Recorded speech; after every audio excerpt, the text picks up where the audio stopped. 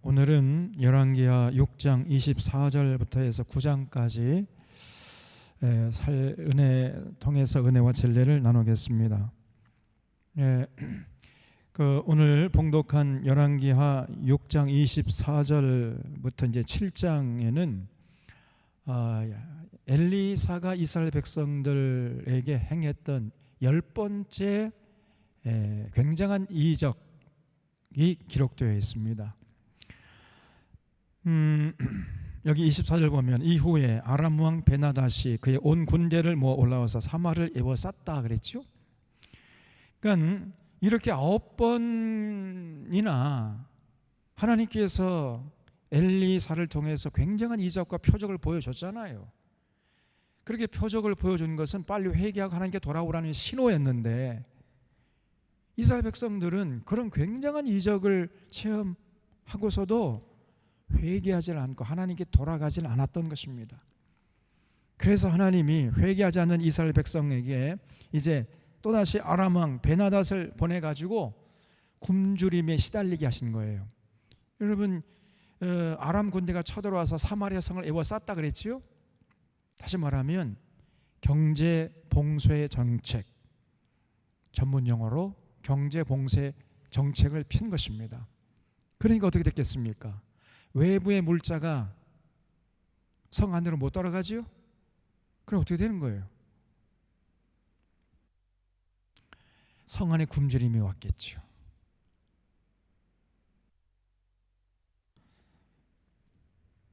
그래서 많은 사람들이 굶주림에 시달리다가 그냥 픽픽 나 자빠져 죽어가는 거예요. 그래서 여기 물가가 얼마나 비싼지 여기 25절 보면요, 나귀 머리 하나에 은 80세겔이고 비둘기 똥 4분의 1 값에 은 5세겔이다.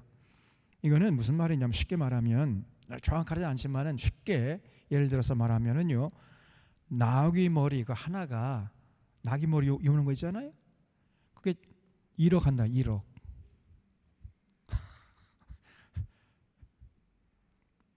그러니까 그 정도로 물가가 비쌌다는 겁니다. 그리고 비둘기 똥, 아니 비둘기 똥 누가 먹습니까? 그거를 저도 비둘기 똥 쓰디 써요. 근데 비둘기 똥 그것도 4분의 1 값, 그것이 은 5세겔이라. 쉽게 말하면은 비둘기 똥 4분의 1 값이 1,000만 원 한대. 예를 들어서요, 그렇게 물가가 비싸니까 다시 말하면은 그 성중에 이제 굶주림이 온 거예요. 그래서 이제 굶주리다 못해 가지고 어떤 두 여자가 모였습니다. 그 이스라엘, 여기 26절 보면 이스라엘 왕이 성 위로 지나갈 때 한 여인이 외쳐 이르되 그랬죠. 여기서 이스라엘 왕은 누구예요 지금? 오므리 왕조 네 번째 왕 누굽니까? 여호람이 지금 이제 성을 순찰하다가 한 여인을 만났는데, 그 여인이 그 여호람 앞에 와가지고 막 애걸복걸하며 좀 살려달라는 거예요. 그래서 도대체 무슨 일이냐? 그렇게 해서 이제 그 여인의 사연을 들어보니까 기가 막힌 사연을 털어놓는 것입니다. 두 여인이 이제 모였다는 거예요. 그래서 우리가 이대로 굶어 죽을 수가 없으니까 오늘은 당신 아들을 잡아먹고 내일은 내 아들을 잡아먹읍시다. 이렇게 두 여인이 이제 합의를 했다는 거예요. 그래서 이 왕 앞에 나온 여인이 그 말을 좋게 여겨가지고 자기 아들을 내가지고 이제 잡아먹었다는 겁니다. 실제 잡아먹은 거예요. 그냥 식인종. 자기 아들을 솥에 넣어가지고 삶아가지고 고기를 뜯어 먹었다는 거예요. 그래서 다 먹은 후에 이제 그 여인에게 이제 당신 아들 내놓으시오, 당신 아들 이제 잡아먹읍시다, 이렇게 했더니 그 여인이요, 자기 아들을 감춰놓고는 내놓으려고 하지 않는다는 거예요. 그런 정말 끔찍한 사연을 털어놓는 거예요. 그 정도로 사마리아 성에 기근이 임했던 것입니다. 여러분, 그는 회개하지 않고 돌아오지 않는 이스라엘 백성들이 하나님의 무서운 심판이었지요. 그래서 여기 레위기 26장, 신명기 28장 그 예언이 그대로 이루어진 거예요. 레위기 26장, 신명기 28장에 보면은 너희들이 만약에 회개하지 않고 내 언약을 지키지 않으면 내가 너희들에게 기근을 보내겠다. 다 줄여 죽게 만들겠다. 그래도 정신 차리지 못하면 이방 군대 보내가지고 다 칼에 맞아 죽게 하겠다. 이렇게 하나님이 약속했지요. 그 레위기 26장, 신명기 28장의 예언이 그대로 이루어진 거예요.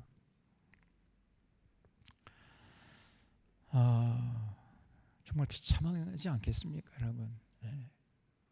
어떻게 그 엄마가 제 새끼를 잡아가지고 솥에 넣어 삶아가지고 고기를 뜯어 먹습니까?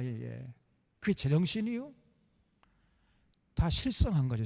다 정신이 나가버린 거예요. 그게 하나님의 언약을 지키지 않은 대가였던 것입니다. 회개하지 않은 대가였던 거예요.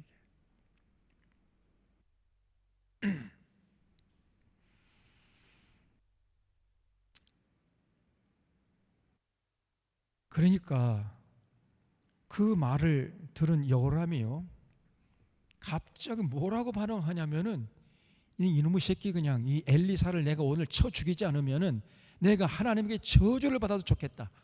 모든 책임을 엘리사에게 돌리는 거예요. 엘리사에게. 한번 물어봅시다.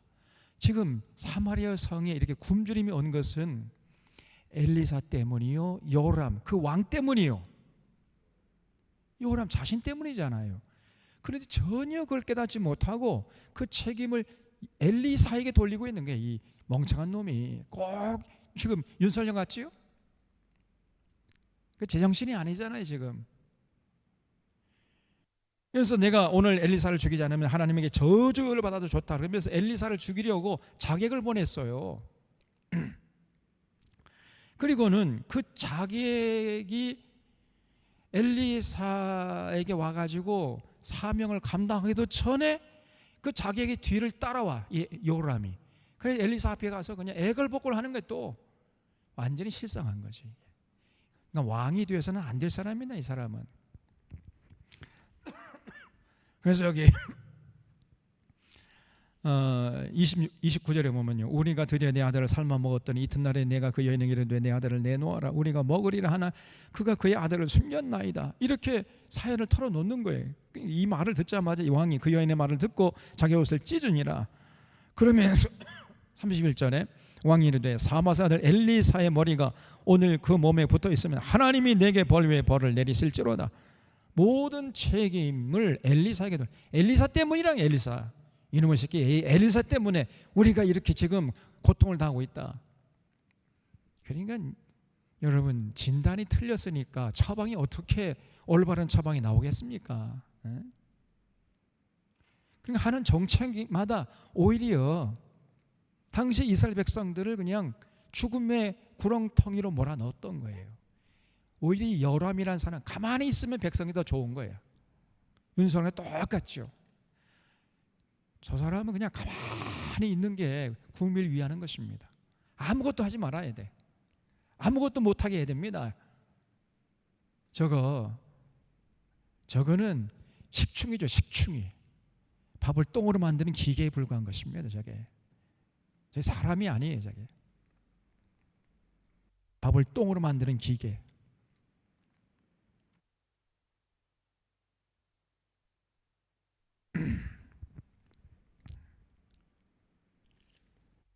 자기 책임인데 지금 엘리사에게 책임을 전가하고 엘리사를 죽이려고 그래요.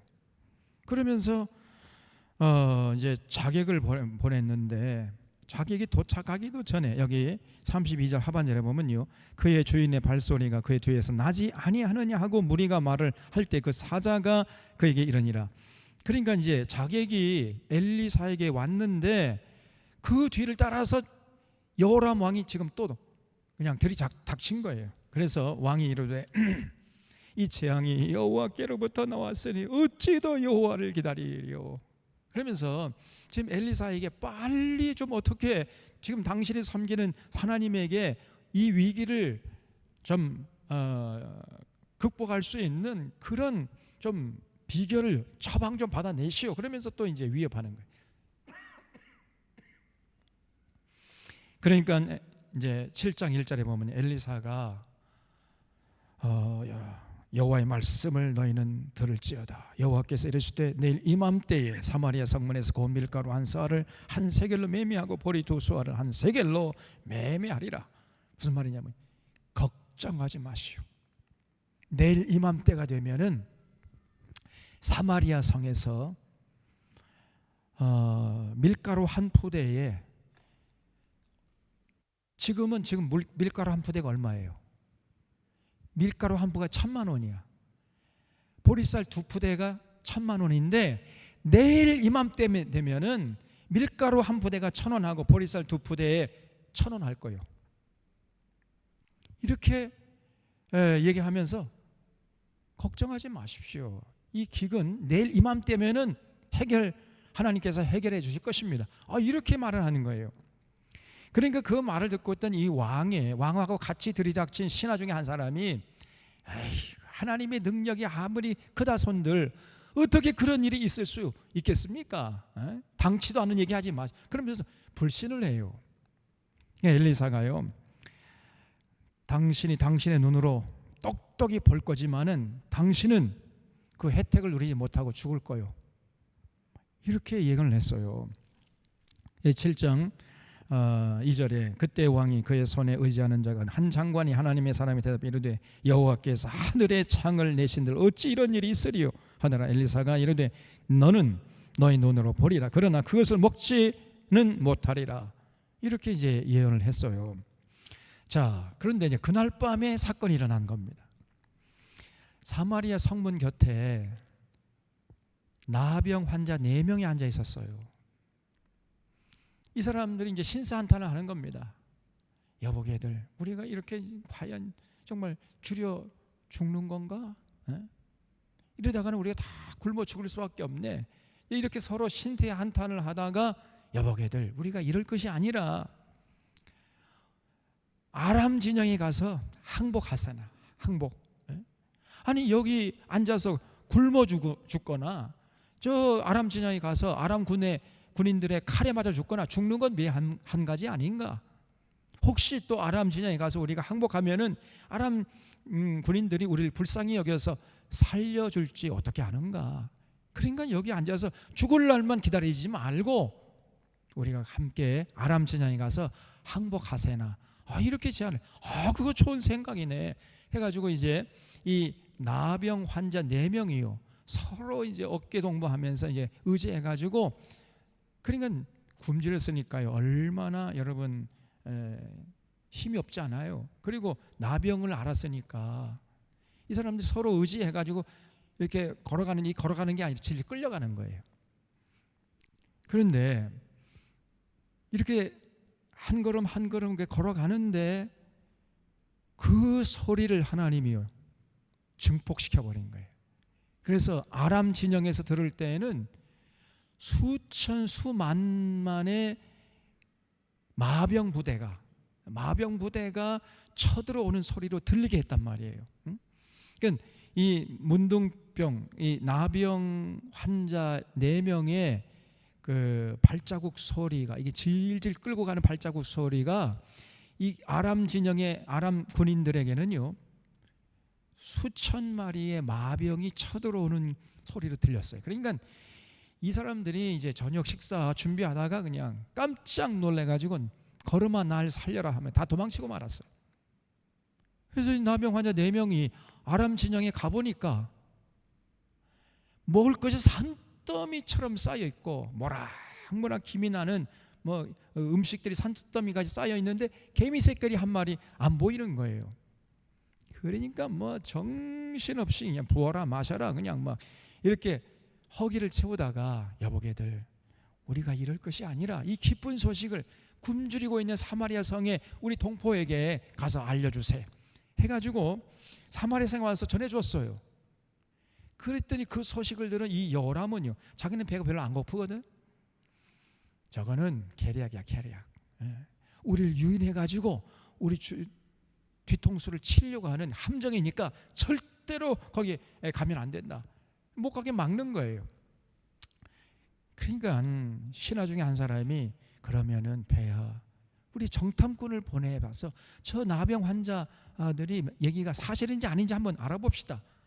이렇게 해가지고요 정탐꾼을 보내보니까 정말 사실이야 그게.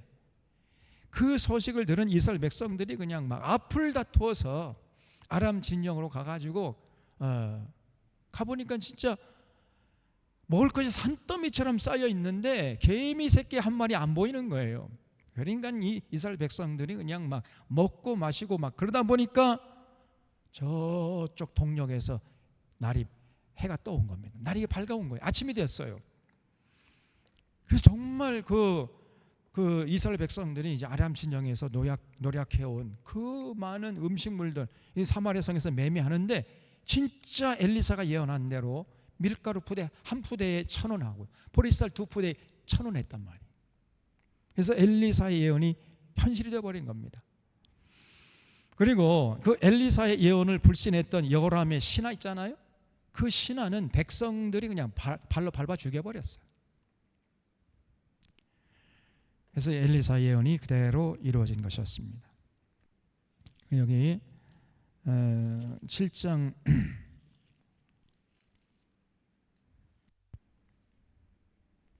16절에 보면요 백성들이 나가서 아람 사람의 진영을 노략한지라 이에 고운 밀가루 한 서아에 한 세겔이 되고 그러니까 밀가루 한 푸대에 1,000원 한대.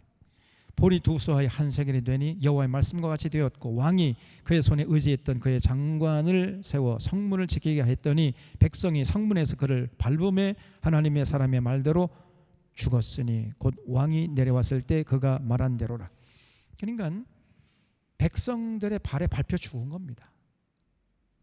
백성들을 그렇게 괴롭혔던 그 권력자에게 아부했던 이런 신하들이 전 백성들의 발에 밟혀 죽어버린 거예요. 조만간에 윤석열이와 그 떨거지들 하나님의 심판을 면치 못할 것입니다. 얼마 남지 않았어요. 정의의 철퇴를 맞게 될 것입니다. 저것들이.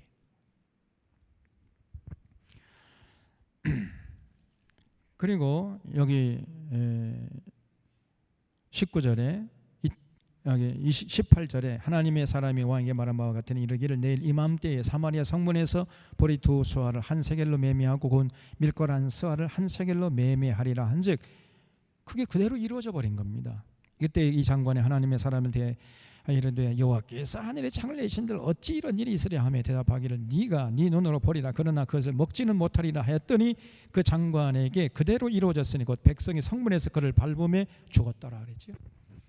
백성들이 그냥 그 신하를요 그 국민들 위에 굴림해가 고열을 빨았던 그 타락한 정치인들을 밟아 죽여버린 거예요. 그냥 하나님의 심판이죠.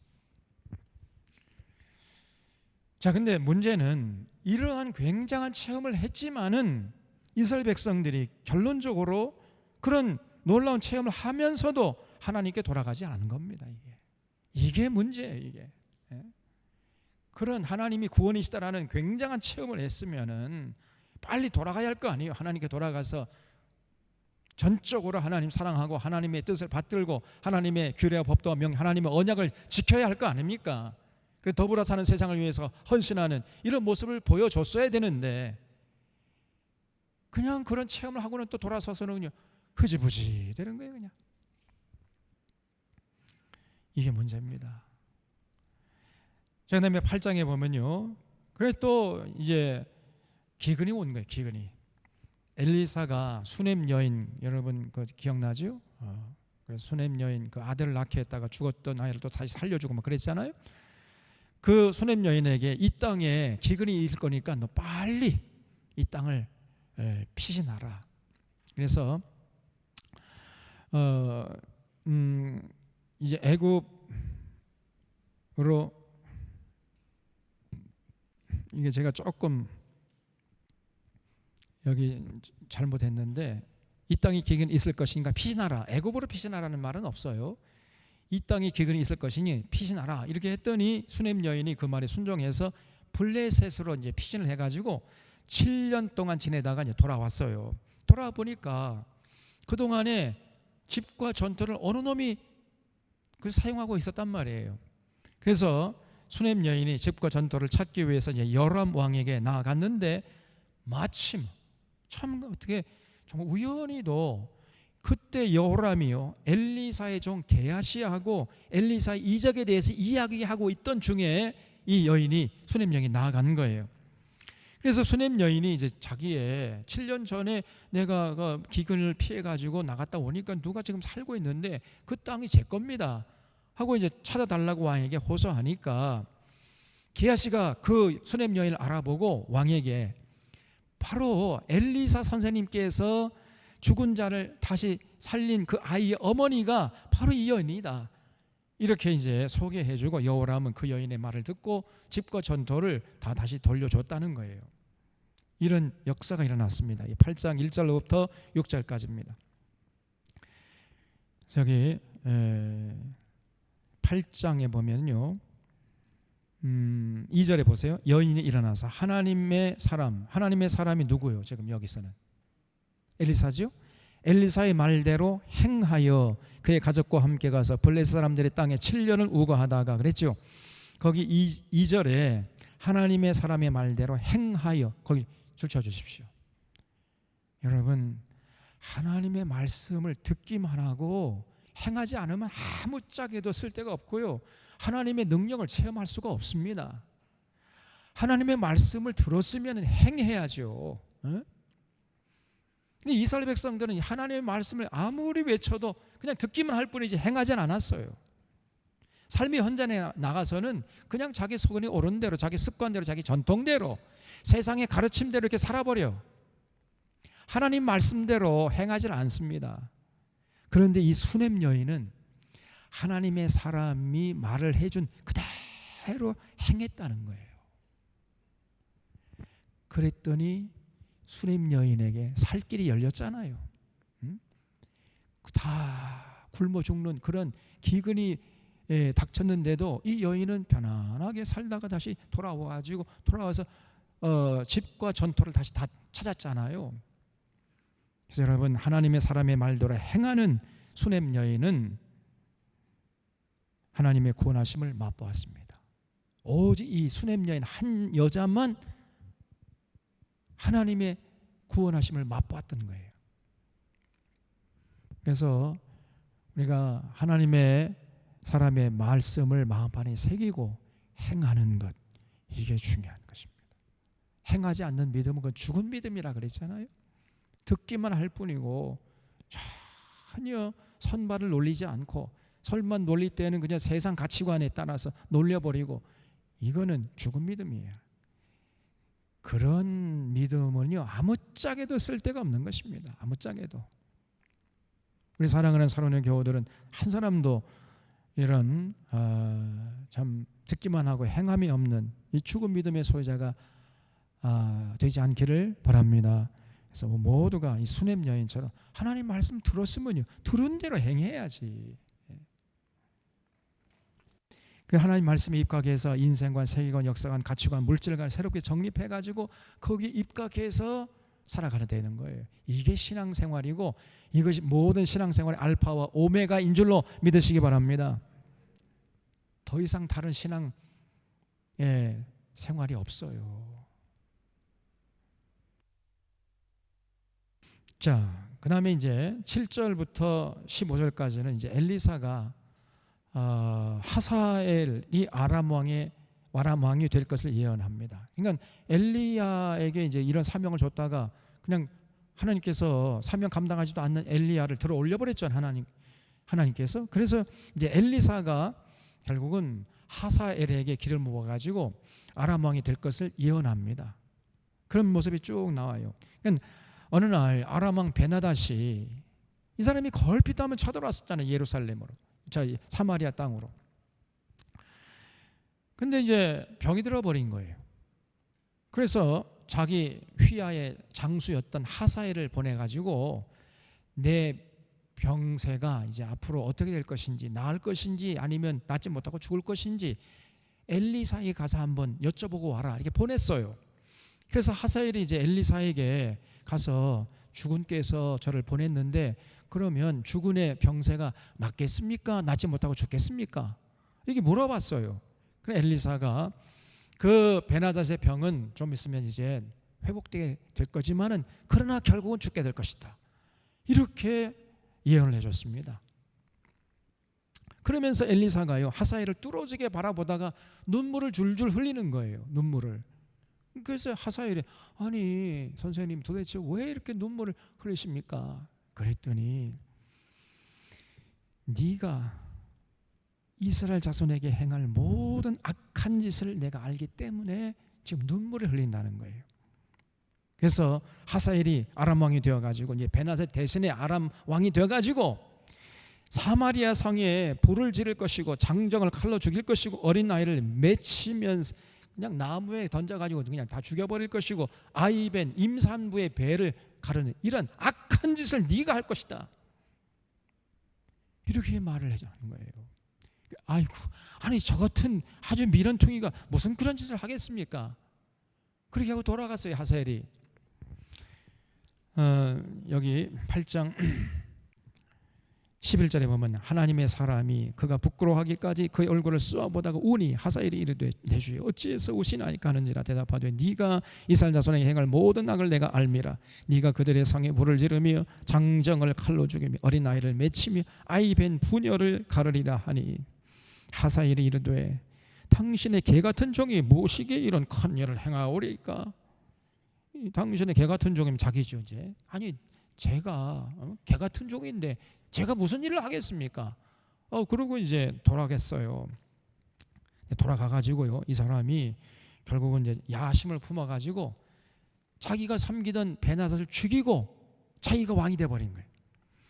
그래서 여기 14절에 그가 엘리사를 떠나가서 그의 주인에게 나아가니 왕이 그에게 묻되 엘리사가 네게 무슨 말을 하더냐 하니 대답하되 그가 네게 이르기를 왕이 반드시 살아나시리이다 하더이다 하더라. 그 이튿날에 하사엘이요 이불을 물에 적시어 왕의 얼굴에 덮어 그러니까 질식시켜가지고 죽여버렸다는 거예요.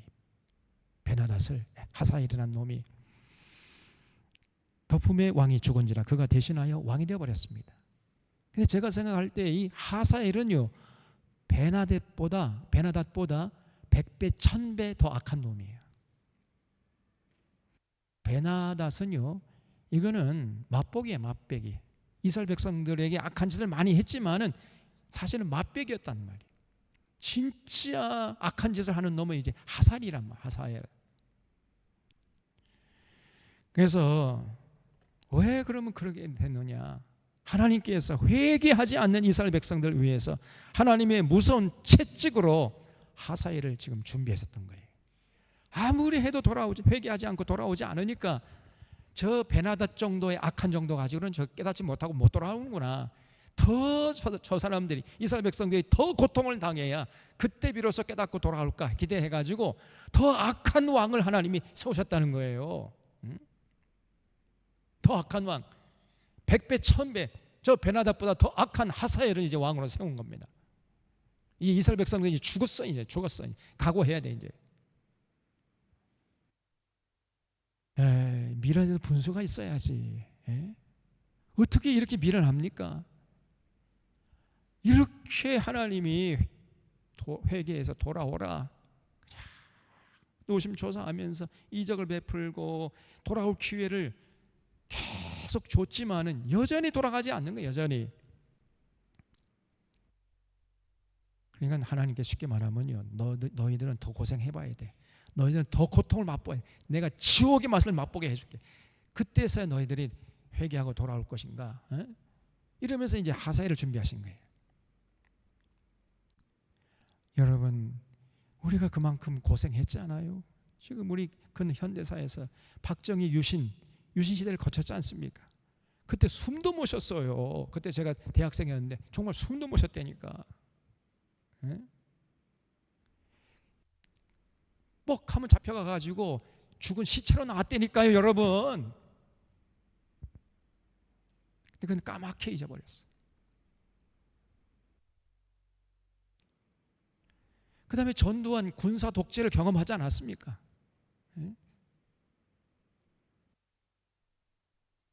국민을 보호하라고 총을 맡겼더니 그 총을 가지고 국민을 향해서 쏴댔잖아요. 그런 미친놈이 어디 있어요? 그 전두환 군사 독재 7년 정말 숨도 못 쉬지 않았습니까? 예? 가다가 그 길거리에 아무나 돼가지고 검문 검색해가지고요 그냥 잡아가는 거예요. 그냥 아무 이유 없어요.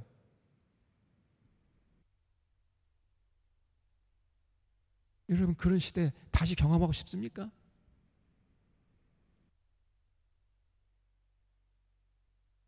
인권이고 뭐고 없는 거예요. 그냥. 그래서 결국은 60항쟁을 통해 가지고 겨우 민주화가 되는가 했더니 또 조금 이제 살만하다 보니까 이명박이 국정농단을 하고 또 박근혜가 국정농단을 하고 그래서 또 촛불을 돌아가지고 또 민주화를 해서 조금 살만한가 했더니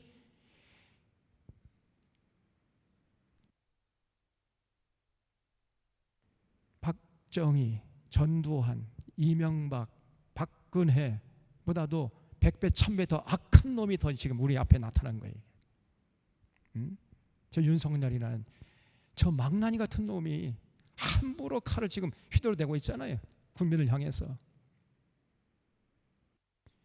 미련해도 이렇게 미련할 수가 있습니까? 그런데 아직까지도 정신차리지 못하는 이 국민들이 많아요. 그래서 하나님이 이 대한민국 사람들 더 지옥 맛을 봐야, 더 고통을 맛봐야 깨달을까 이렇게 생각하실 것 같아요. 어쩌면 이렇게 미련하냔 말이에요. 이게 미련해도 분수가 있어. 이게 미련을 해야지. 과거 이스라엘 백성하고 지금하고 똑같습니다. 제가 보면은 어쩌면 이렇게 똑같은지 말이에요.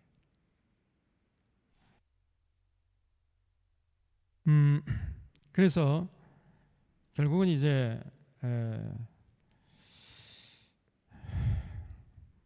여기 16절 이하를 보면은요, 이제 카메라 앵글이 이제 남유다로, 그러면 한편 남유다는 어땠는가? 남유다 똑같았어요. 북이스라엘과 똑같아.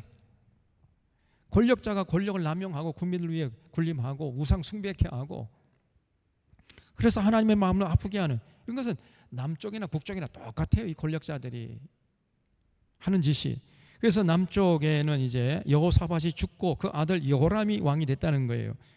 근데 이 17절을 보면 여호람이 왕이 될 때 나이가 32세의 왕이 되어가지고 예루살렘에서 8년 동안 통치를 했는데, 그가 이스라엘 왕들의 길을 가서 아합의 집과 같이 하였으니 이는 아합의 딸이 그의 아내가 되었습니다. 그랬죠. 그래서 아합과 이세벨의 딸이 아달랴라고 그랬는데, 이 아달랴를 여호사밧의 아들이 여호람인데 여호람이 아달랴를 아내로 맞은 거예요. 그러니까 북이스라엘의 공주를 자기 아내로 맞이한 거지요. 그래가지고 이 아달랴의 치마폭에서 헤어나질 못하는 거예요. 그런데 이 아달랴는요, 또 자기 어머니 이세벨, 어머니가 이세벨이죠. 이세벨보다 100배, 1000배가 더 악한 여자야. 그러니 뭐 남유다가 어떻게 되겠습니까? 남유다 여호람이라는 왕이 자기 아내, 아주 천하의 악한 계집인데 거기에 치마폭에 쌓여가지고 정신을 못 차리는 거예요. 그래서 그의 아내가 되었으면 그가 여호와 보시기에 악을 행하는 거예요. 하나님이 싫어하는 짓을 골라서 하는 겁니다. 악을 행하였으나 여호와께서 그의 종 다윗을 위하여 유다 멸하기를 즐겨하지 아니하였으니 이는 그가 그의 자손에게 항상 등불을 주겠다고 말씀하셨습니다. 그럼 어떻게 되겠습니까? 여러분, 이 나라의 지도자가 제대로 정신을 못 차리니까 결국은 나라가 어지러워지겠지요. 하나님의 공의와 정의가 짓밟히게 되면요, 반드시 나라는 어려워지고, 그러면 개인은 불행해지고 사회는 불안해지고 국력은 약화되는 거예요. 그건 불을 보듯이 뻔한 겁니다. 여러분, 지금 우리가 급격하게 우리 국력이 약화되고 있습니다. 지금 완전히 미끄럼을 탔어요. 저 윤석열이라는 저 미치광이가 지금 집권한 지 1년 조금 넘었는데 지금 완전히 급전직하고 있다니까요. 지금 우리나라가 국력이 정말 통탄하고 통탄할 노릇입니다.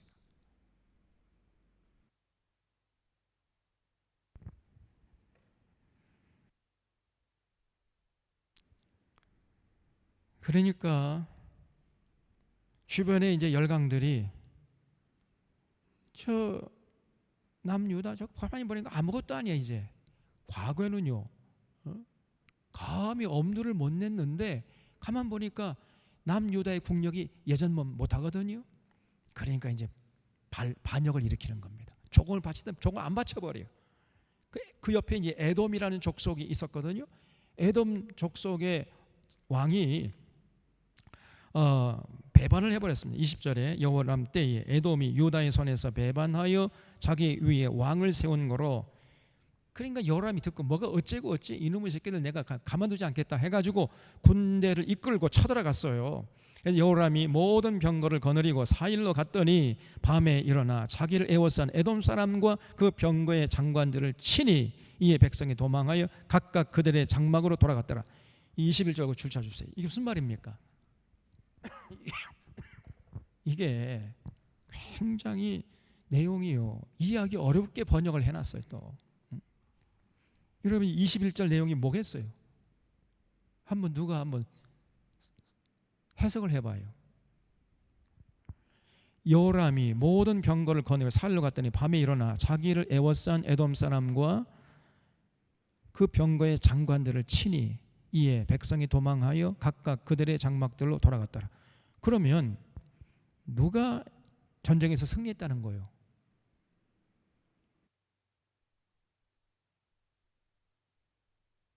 좀 정확하지가 않죠? 누가 승리했다는 얘기입니까 이게? 지금 여호람 군대가 이겼다는 얘기요? 아람 군대가 에돔 군대가 이겼다는 얘기요? 네? 왜 이렇게 세상이 조용합니까? 자, 제가 말씀드릴게요. 여호람이 병거를 거느리고 4일로 갔다가 그만 에돔 군대에게 포위된 거야. 이 미련한 놈이 아무런 대책도 없이 그냥 전쟁을 하겠다고 나선 겁니다. 지금 윤석열 똑같잖아요. 저놈이 지금요 러시아하고 지금 전쟁하고 또 한 번 붙자고 지금 저 이 바이든이 네가 나가서 싸워. 네가 똘만이니까 그 러시아하고 한 번 붙자고 지금 나서는 거 아닙니까? 지금 또 중국하고 대만하고 또 이제 전쟁에 붙으면 이게 우리가 이제 참여하겠다고 지금 저러고 있는 거지. 지금 저놈이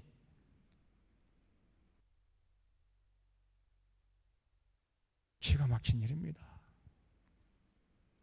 그러니까 이 여호람이요 아무런 대책 없이 그냥 쳐들어간 거야. 그러다가 에돔 군대에게 포위돼 버렸어요. 그러니까 어떡합니까?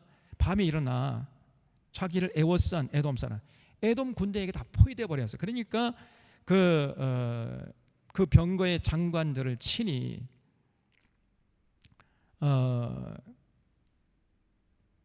이에 백성이 도망하여 각각 그들의 장막을 도망갔다. 그러니까 무슨 말이냐면은 여호람이 병거를 거느리고 살려갔다 그만 에돔 군대에게 포위되었어요. 그래서 여호람이 병거 장관들과 함께 포위망을 뚫고 빠져나왔다는 겁니다. 포위망을 뚫고 빠져나오고, 다시 말하면 대패해가지고 도망쳤다는 거예요. 혼자 병거 장관 한두 사람하고 도망치고, 그러니까 백성들은 전부 다 머쓱해가지고 고향으로 돌아갔다는 거예요. 그런 뜻이에요. 다시 말하면 누가 승리했고 누가 패배했다고요? 에돔 군대가 승리하고 쳐돌아간 남유다 군대가 완전히 대패를 해버린 거예요. 그런 뜻입니다. 이게 21절이. 그러니까 번역을 너무 그냥 희미하게 아리까리하게 이렇게 번역을 해놨어요. 그래서 그런 걸 보면 아이고 이거 남유다 아무것도 아니네. 그걸 보던 또 옆에 있던 또 이제 그 림나라는 또 나라가 아이고 그러면 우리도 한번 반역을 꾀하자 해가지고 림나도 배반했다는 거예요. 그래서 22절에 이와 같이 에돔이 유다의 소아에서 배반했더니 오늘까지 그러했으며 그때에 림나도 배반했더라. 여기저기에서 남유다하고 한번 붙잡고 이제 덤벼드는 거예요. 전에는 생각도 못했거든요. 그냥 그 남유다의 국력에 눌려가지고 그냥 찍소리도 못하던 자들이 이제는 다 들고 나가지고 자기 목소리를 내기 시작했다는 겁니다. 그 정도로 여호람이 다스리던 남유다가 국력이 약화됐던 거예요. 그런 다음에 여호람이 죽어버렸어요. 아무 한 일도 없이 그냥 죽었습니다. 그래서 24절에 여호람이 그의 조상들 함께 자매 그의 조상들 함께 다윗성에 장사되고 그의 아들 여아하시아가 대신하여 왕이 되니라.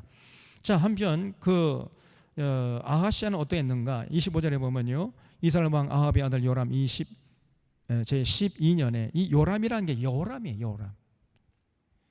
그러니까 성경을 번역할 때 동일 번역의 원칙에 따라서 이 요람을 여호람이라고 번역을 해야 되는데 어디서는 여호람이라고 해놓고 또 어디서는 요람이라고 번역을 해놓고 그러니까 헷갈리잖아요. 아합의 아들 여호람입니다. 이 여호람 제 12년에 남쪽에서는 여호람이, 그러니까 북쪽 왕의 이름도 여호람이고 남쪽 왕의 이름도 여호람이에요. 똑같은 여호람이에요. 여호람이 이제 그 아들 아하시아가 왕이 되니 아하시아가 왕이 될 때의 나이가 22세라. 그래서 예루살렘에서 1년을 통치했습니다. 22살 때 왕이 돼가지고 1년 통치하고 이제 죽어요. 나중에 누구에게 주냐? 북이스라엘의 예후라는 장군에게 칼에 맞아 죽습니다. 자, 좀 이따 말씀드리고요. 근데 이 아하시아라는 왕은요, 그 어머니가 누구요? 이세벨의 딸이었던 아달랴지요. 그러니까 아달랴의 아들이었기 때문에 그 어머니 영향을 받아가지고 이 아하시아도요, 하는 짓마다 하나님을 분노케 하는 짓을 골라서 했다고 말해요. 참 기가 막힙니다. 그래서 여기 26절에 보면 예루살렘 그의 어머니의 이름은 아달랴라. 이스라엘 왕 오므리의 손녀이더라. 아하시아가 아합의 길로 행하여 아합의 집과 같이 여호와 보시기에 악을 행하였으니 그는 아합의 집의 사유가 되었음이라라. 그가 아합의 아들 요람과, 이게 여호람입니다. 여호람과 함께 길랄 라모스로 가서, 그러니까 당시에 그 북이스라엘 왕 여호람하고 남유다의 아하시아하고는요 어떤 관계예요? 네? 북이스라엘의 왕은 여호람이고 여호람은 아합의 아들이었죠. 그 남쪽 구단은 아하시아인데 아하시아는 아합의 딸 아달랴의 아들이었어요. 그러면 아달랴하고 북이스라엘의 여호람하고는 무슨 관계예요? 네? 오누이 관계잖아요. 오빠 동생 관계잖아요. 이해가 안 됩니까?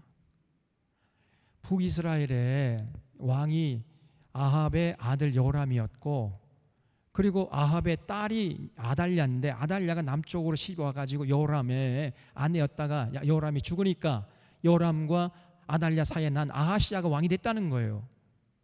그러면은 북이스라엘 왕 여호람하고 남쪽의 아달랴하고는요 오누이 사이잖아요. 그러면 아하시아는 북이스라엘 왕 여호람하고 어떤 관계예요? 네? 그렇죠. 외삼촌 아닙니까? 외삼촌. 그러니까 아하시아가 남유다 왕 아하시아가 왕이 된 다음에 자기 외삼촌이었던 북이스라엘 왕 여호람과 연합군대를 편성해가지고 길랄 라모스로 쳐들어갔다는 거예요. 그래서 이제 아람 군대와 싸웠어요. 그래서 여기 28절에 그가 아합의 아들 요람과 함께 길랄 라모스로 가서 아람 왕 하사엘과 더불어 싸우더니 이길 턱이 있어야죠. 하사엘은요 굉장한 장수거든요. 그러니까 아람 사람들이 요람에게 부상을 입힌지라 그 외삼촌이 그냥 부상을 입어버린 거예요. 그러니까 여호람이 아람 왕 하사엘과 싸울 때 라마에서 아람 사람에게 당한 부상을 치료하려 하여 이스라엘로 돌아왔더라. 유다 왕 여호람의 아들 아하시아가 아합의 아들 요람을 보기 위하여 내려갔으니 이는 그에게 병이 생겼습니다. 그래서 결국 남유다 왕이었던 아하시아가 자기 외삼촌이 전쟁에 나가가지고 이제 그 부상당해가지고 돌아온 것을 이제 보고 병문안 차 이스라엘, 지금 여호람이 이제 휴양차 이스라엘 거기에 머물고 있다는 것을 알고 이스라엘로 외삼촌에게 병문안을 갔다는 겁니다. 그게 29절의 내용이에요. 그때 거기서 이제 굉장한 사건이 일어난 겁니다.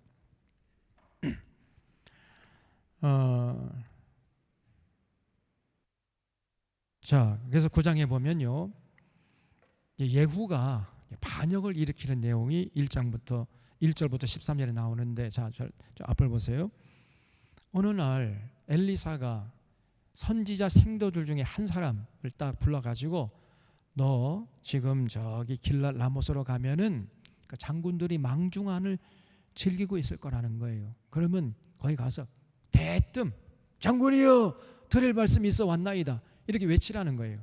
그러면 그 중에 어떤 장군이, 야 이놈아, 이렇게 많은 장군들 중에 도대체 누구한테 하는 얘기야? 똑바로 얘기해. 그렇게 말을 하는 장군이 있을 거라는 겁니다. 그러면 그 장군을 조용한 곳으로 모시고 가서,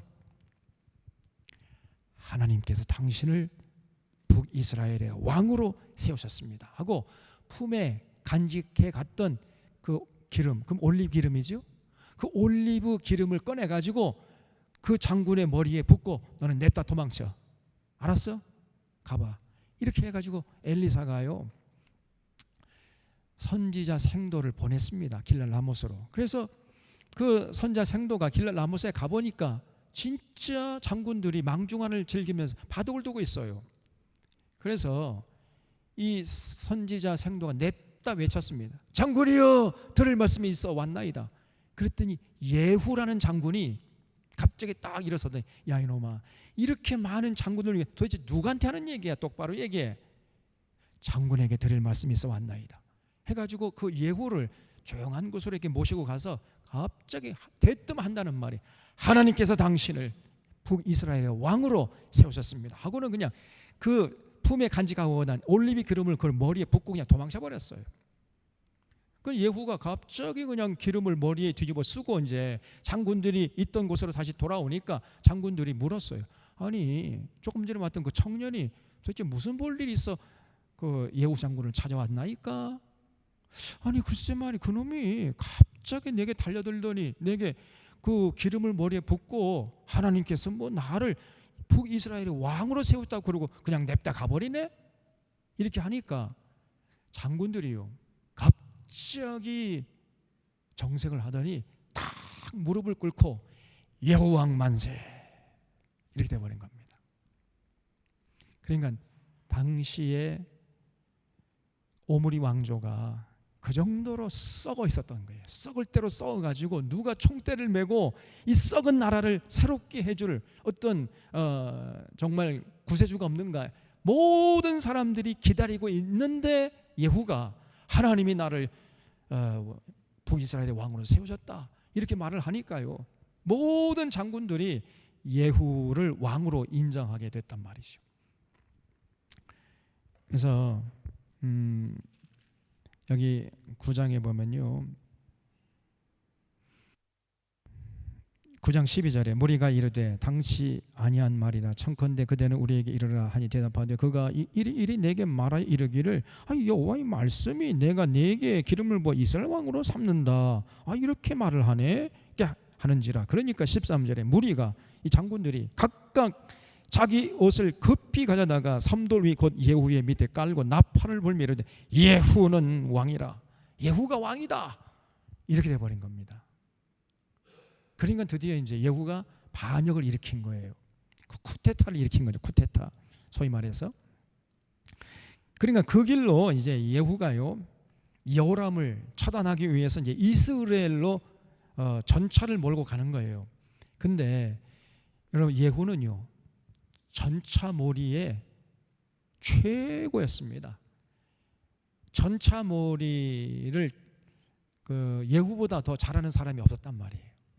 그래서 예후는 전차를 몰잖아요. 그러면 그 전차 바퀴가 너무나 빨리 몰아가가지고 바퀴가 탈 정도로 그렇게 빨리 몰았습니다. 그냥 빛의 속도로 전차를 몰아버려요. 그래서 딱 보면 저건 예후가 모는 전차다. 누구나 다 알 수 있어요. 이 정도로 전차몰이의 전문가가 예후 장군이었습니다. 그래서 이제 이스라엘로 전차를 몰고 이제 여호람을 잡으러 가니까 그 모습을 이제 이스라엘 성에서 여호람이 보고 저거는 예후가 맞다. 왜 나한테 오는 거지? 반역하는지 모르고 신하를 보냈어요. 신하를 보내가지고 예후여 안녕하니요 평안하니요. 그러니까 예후가 그 신하에게 평안이 네게 무슨 상관이, 너는 내 뒤를 따르라. 그러니까 그냥 그 즉시로 그 신하가요 여호람을 버리고 예후를 따라 버립니다. 그래 아무리 기다려도 이제 사신이 돌아오지 않으니까 두 번째 사신을 보냈는데 똑같아. 세 번째 사신을 보면 똑같아요. 그러니까 여호람이 이제 할 수 없이 자기가 이제 예후를 맞으러 나갔어요. 맞으러 나가지고 예후야 평안하뇨 물었더니 예후가 뭐라고 대답하냐면요, 너의 어머니 이세벨의 음행과 술수가 이렇게 많은데 어찌 평안이 있을 수 있겠느냐. 그러면서 이제 여호람에게 달려드는 거예요. 그러니까 그때 비로소 여호람이 이제 저 예후가 반역하러 왔구나 깨닫고 등을 돌리고 도망치는데 예후의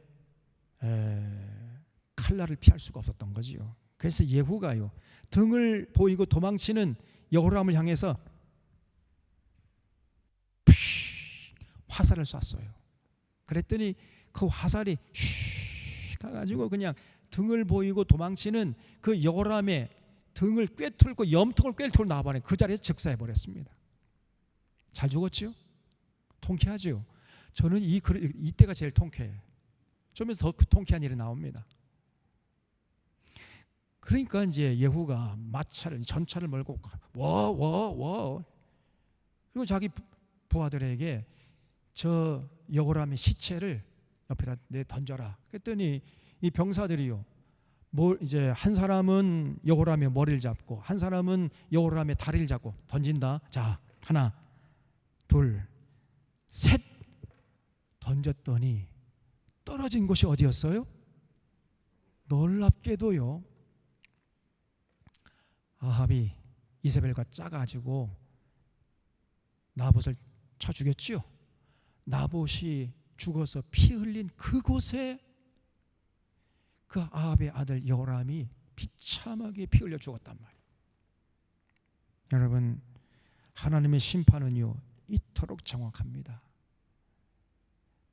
뿌린 대로 거둔 것이요. 악을 뿌려서 악의 열매를 거두게 됐던 겁니다. 저게 아합과 이세벨 그 아들들이 이 하나님의 심판은 놀라울 정도로 정확해요. 그런 굉장한 역사가 일어났던 겁니다. 그래서 여기 25절 보면 9장 25절에 예후가 그의 장관 빗갈에게 이르되 그 시체를 가져다가 이스라엘 사람 나봇의 밭에 던지라.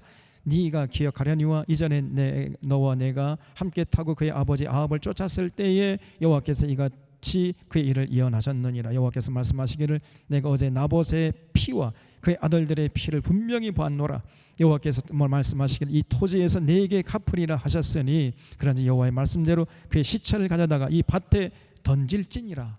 그리고 그 신하들을 던졌더니 나봇이 피 흘려 죽은 거기에 아합의 아들이 비참하게 피 흘려 죽었던 거예요. 그래서 하나님의 말씀, 이 엘리야의 예언이 그대로 현실이 되어버린 겁니다. 그 다음에 이제 그러니까 그 모습을 보고 병문안 왔던 아하시아가 깜짝 놀라가지고 그냥 도망치는데 어디까지 도망쳤느냐? 그 이스라엘 그는 평야거든요. 무깃도가 있습니다. 무깃도 위에 거기에 이제 갈멜산이 있거든요. 갈멜산 밑에가 무깃도야. 그래서 이스라엘에서 무깃도 평야까지 도망쳤는데 예후의 소나귀에서 벗어날 수가 없었던 거죠. 예후가 거기까지 쫓아가가지고 단칼에 쳐 죽여버렸어요. 그냥. 그랬더니 그의 신하들이 그 죽은 아하시아의 시신을 이제 병거에 싣고 예루살렘에 이르러서 다윗성의 조상의 묘실에 이제 묻었습니다. 아하시아는 고작 1년 동안 왕노릇하면서 온갖 하나님께서 분노하시는 짓만 하다가, 악한 짓을 하다가 예후의 칼에 비참하게 죽고 말았던 겁니다. 그것이 27절부터 이제 29절까지 내용이고요. 그 다음에 30절에 보면 이제 마지막 처단할 놈이 아니라 처단할 연이 한 마리 더 남아 있죠. 한 마리가 더 있어요. 그게 누구냐? 그 이세벨이죠. 그래서 이제 예후가 이세벨을 잡으러 이스라엘로 다시 갑니다.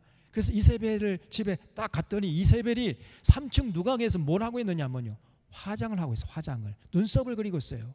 눈썹을 그리면서 한다는 말이 뭐냐, 여기 30절에 예후가 이스라엘에 오니 이세벨이 듣고 눈을 그리고 머리를 꾸미고 창에서 바라보다가 예후가 문에 들어오매 이르되 주인을 죽인 너 시므리여 평안하냐, 이렇게 말합니다. 줄 쳐주세요. 주인을 죽인 너 시므리여 평안하냐. 여러분, 왜 이세벨이 예후라고 하질 않고 시므리라고 했을까요? 지금 예후의 본명이 뭐요? 예후 본명은 예후야. 근데 이세벨이 예후라고 하질 않고 시므리라고 하고 있거든요. 여러분, 시므리 기억나죠? 시므리가 누구였습니까? 네? 자, 여기 31절에 보면은 거기 조그맣게 관주가 돼 있죠. 보 왕상 16장 9절에서 20절 보라 돼 있죠. 항상 여러분 관주를 참고하라 그랬잖아요. 그래서 관주 성경은 반드시 갖고 있어야 된다 그랬잖아요. 관주 우리 들꽃 부른 새로운 교회 교인들은 반드시 관주 성경 가지셔야 돼. 그래서 그 관주에 보면은 보라 왕상 16장 9절로 20절 여기 보면은요 시므리가 나오는데, 이 시므리가 누구냐면 바하사, 당시 바하사가 왕이 되었잖아요. 바하사 왕을 쳐 죽이고, 시므리는 제1군 사령관이었어요. 1군 사령관이었는데 반역을 꾀해가지고 자기가 섬기던 주군이었던 바하사 처단하고 자기가 왕이 됐는데, 딱 7일 동안 왕노릇하다가 오물이란 제2군 사령관의 칼에 맞아 죽죠. 그래서 7일 천하 왕노릇한 사람이 시므리 아닙니까? 그러니까 지금 이세벨이 예후라고 부르지 않고 시므리여, 너 주인을 죽인 시므리여 평안하니요, 이렇게 말하는 것은 어떤 의미가 있었을까요? 네가 지금은 세도가 등당해가지고 오므리 왕조를 네가 뭐 무너뜨릴 수 있겠지만은, 그러나 너도 시므리처럼 될 거야, 그런 얘기입니다. 시므리가 자기 섬기던 주군 바하사를 쳐 죽였다가 7일 만에 오므리에게 칼에 맞아 비참하게 칼에 맞은 거 아니고, 이제 오므리가 공격이 들어오니까 시므리가요 그 사마리아 왕궁에 불을 놓고 쉽게 말해서 타 죽은 거예요. 그러니까 자살한 겁니다. 그것이 열왕기상 16장 9절로 20절에 나오거든요. 그러니까 너도 비참하게 죽게 될 것이다, 이렇게 얘기하는 거예요 지금 이세벨이. 네? 그러니까 이세벨은요 죽을 때까지 전혀 회개하지 않았던 겁니다. 이 여자가 조금도요. 지금 자기 아들이 죽었잖아요. 지금 자기 손자도 또 지금 예후의 칼에 맞아 죽었는데 눈 하나 깜짝 안 해요. 네 이놈 새끼, 너 두고 보자, 너도 똑같이 비참하게 죽게 될 거야, 그런 얘기입니다 지금. 그러니까 여자가 이렇게 악할 수가 없습니다. 저는 이 전두환이 저 부인 누굽니까? 이 이순자. 와, 이 여자가 이렇게 악할 수가 없어요.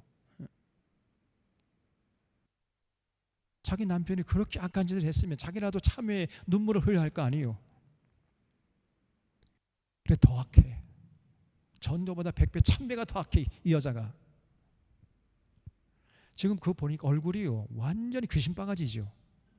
이게 사람의 얼굴이 아닙니다.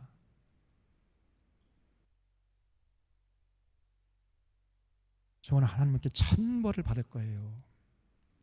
우리 하나님이 살아계시기 때문에 이렇게 악한 짓을 해놓고는 무사할 줄 아는 게, 그게 참 어리석은 거죠. 그 당대에 하나님 심판 받지 않으면요 그 후대 반드시 하나님의 심판을 받게 됩니다. 면치 못해요. 그래서 예후가 보니까 기가 막혀요.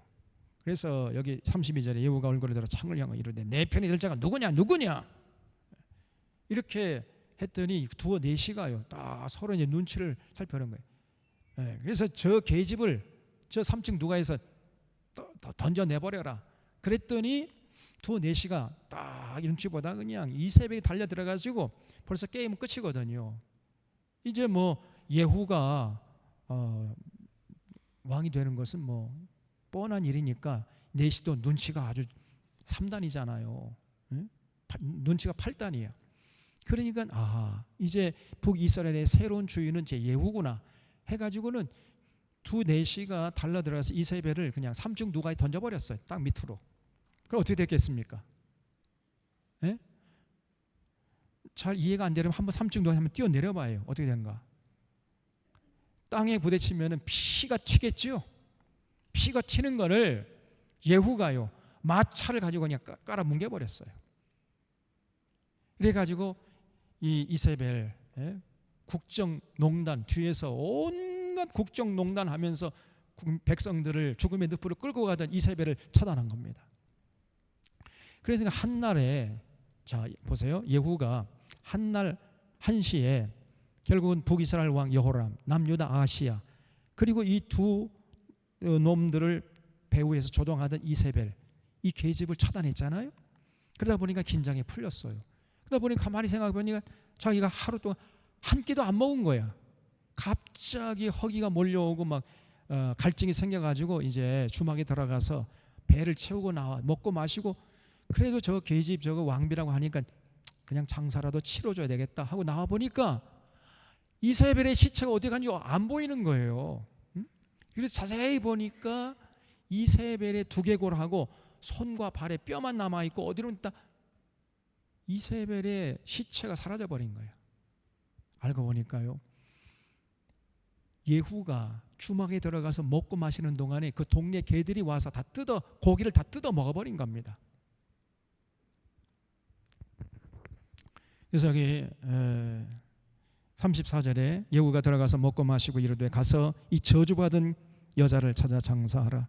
그는 왕의 딸이니라 하매 가서 장사하려 한즉 그 두골과 발과 그 손 외에는 찾지 못한지라. 돌아와서 전하니 예후가 이르되 이는 여호와께서 그 종 디셉 사람 엘리야를 통하여 말씀하신 바라. 이르기를 이스라엘 토지에서 개들이 이세벨의 살을 먹을지라. 이렇게 엘리야가 예언한 적이 있었잖아요. 그 예언이 그대로 현실이 됐다는 거예요. 그래서 그 시체가 이스라엘 토지에서 거름같이 밭에 있으리니 이것이 이세벨이라고 가리켜 말하지 못하게 되리라 하셨느니라 하였더라. 그래서 결국은 이세벨은요 죽는 순간까지 회개하지 않고 온갖 악을 행하다가 끔찍하게 죽었습니다. 그래서 아합과 이세벨이 비참하게 죽게 될 것이라는 엘리야의 예언이 현실이 되고 만 것이요. 여러분 우리가 이런 성경을 읽으면서 저는 이 9장 읽으면서 이 이세벨이 끔찍하게 이렇게 3층 누가에서 떨어지고 그냥 예후가 그냥 마차로 가서 갈아버리고 개들이 와서 그 고기를 뜯어먹고 그걸 보고요 정말 그냥 스트레스가 다 풀리는 것 같아요. 그래서 반드시 지옥이 있어야 됩니다. 이 세상에서 이렇게 권력을 남용하고 국민들을 괴롭히고 온갖 권력을 남용해가지고 국정농단했던 이런 것들 이 땅에서 호의호식할지 모르지만 여러분 그게 얼마 못 가요. 반드시 하나님의 심판 앞에 직면하게 될 것입니다. 그것들을 위해서 반드시 지옥이 있어야 되겠지요. 그리고 자녀손들 절대로 행복한 삶을 살지 못합니다. 그래서 여러분 그런 권력자들 부러워하시면 안 돼. 그 권력자이 빌붙어가지고 아부해가지고 뭐 조금 출세하고 이런 짓 여러분 눈꽃만큼도 하지 않기를 바랍니다. 어리석은 거예요. 하나님이 분노하시는 거거든요. 하나님이 다 보고 계십니다. 당장에 뭐 권력자에 아부해가지고 좀 잘 먹고 잘 출세하고 뭐 돈 많이 뭐 부자로. 지금 보니까 윤석열 한마디 하면 거기 다 이것들이 그냥 용비어천가를 불러대고 있어요. 지금 뭐 저쪽에 그 고속도로를 하는데 또 고속도로의 그 김건희 땅 그쪽으로 종점을 또 바꿨다고 그래. 설계도를 바꿨대 그냥. 뭐 이런 놈들이 다 있습니까? 그 국토부 장관 그 원희룡이 이놈이 간신배 중에 간신배 이놈이. 네, 저것들은 당장에 지금 뭐 조금 권력에 주고 노릇하다가 그 권력자가 던져주는 부스러기 먹고 살지 모르지만은 하나님의 무서운 심판 앞에 직면하게 될 것입니다. 어리석은 자지요. 그래서 엘리야가 가도 외쳐도 안 듣고 엘리사가 가서 10가지 이적을 베풀면서 하나님 구원시 아무리 외쳐도 이스라엘 백성들은 하나님에게 돌아가지 않았죠. 이런 이스라엘 백성을 보시고 하나님의 마음이 푹 썩었던 것입니다. 그래서 성경을 읽으면서 이런 하나님의 아픈 마음을 우리가 헤아릴 수 있어야 돼요. 그래서 하나님께서 이제 왕조를 오므리 왕조에서 예후 왕조로 바꿔봤어요. 근데 다음 주에 보겠습니다만은 예후가 이렇게 하나님이 이제 지지해 줘가지고 예후 왕조를 세웠으면은 좀 새롭게 할 거 아니에요. 그런데 예후도 조금 이제 처음에는 좀 새롭게 하려고 하다가 조금 세월이 흘러보니까 똑같아. 사람만 바뀌었지 하는 짓은 똑같아요 그냥. 아니 예후 왕조는요 오므리 왕조보다 더 악하면 악했지 덜 악하지 않았단 말이에요. 그러니까 하나님이 그냥 기가 막혀요. 이게 여러분 이스라엘 역사요. 이게 인류의 역사였다는 거예요. 이게 성경이 그걸 우리에게 보여주고 있는 것입니다. 그래서 아무리 해도 회개하지 않고 하나님께 돌아오지 않으니까 이제 여호와 하나님께서 마지막으로 예수 그리스도를 보내주셨잖아요. 그래서 우리 오늘 새벽 예배 때 히브리서 1장 1절 2절에서 옛적의 선지자를 통하여 여러 부분 여러 모양으로 우리 조상에게 말씀하신 하나님이 이 모든 말 마지막에는 아들을 통하여 우리에게 말씀하셨으니 이 아들을 만유의 상속자로 세우시고 또 그로 말미암아 모든 세계를 지으셨느니라 그랬어요. 그래서 여러분 이제는 우리가 예수 믿었으면은 빨리 회개하고 하나님께 돌아가서 하나님의 말씀을 경청하고 그 말씀을 마음판에 새기고 순종하면서 살아가는데 여기에 신앙의 열정을 불태워야 됩니다. 거기에 헌신해 주시기를 주님의 이름 부탁드립니다. 우리 사랑하는 교우들이. 그래서 혼신임을 당하 예수님 사랑하고 예수님의 말씀을 경청하고 그 말씀에 순종하는 모습을 잊지 말아야 돼요. 이것이 신앙생활의 본질이고 핵심을 잊지 말아야 됩니다. 다른 짓 해서는 안 돼요. 자꾸만 지금 한국교회가 이 기복신앙에 매몰되어 있고 신비주의 신앙 뭐 성령 받으라 그냥 방언파 뭐 성령파 해가지고 뭐 산기도 다니고 뭐 철야기도 다니고 뭐 금식기도 하고 난리 법석을 떠는데 실제 삶의 현장에 나가서 예수님의 가르침대로 살아가는 삶은 전혀 보이지 못하고 있습니다. 신비주의 신앙에 매몰되어 있단 말이에요. 그리고 번영신앙, 샤머니즘 신앙 이런 잘못된 신앙에서 빨리 벗어나야 돼. 그렇지 않으면 우리의 신앙생활은 헛것이게 되고 하나님의 분노의 심판을 면치 못한다는 거 잊지 말아야 됩니다. 그래서 이거 우리가 이제 마지막 기회예요. 하나님께서 마지막으로 예수님을 통해 말씀하셨습니다. 이제 마지막 더 이상 다른 기회가 없어요. 예수님을 통해서 맞아 하나님께 돌아가지 않으면 이제 마지막 남은 것은 하나님의 무서운 심판밖에 없다는 것을 잊지 마시고 사랑하는 사랑하는 교우들 정말 예수님을 통해서 하나님께 돌아가서 그 하나님 사랑하고 하나님의 말씀 마음판에 순종하는데 거기에 최선을 다해 주시기를 주님의 이름 부탁드립니다. 함께 기도하시겠습니다.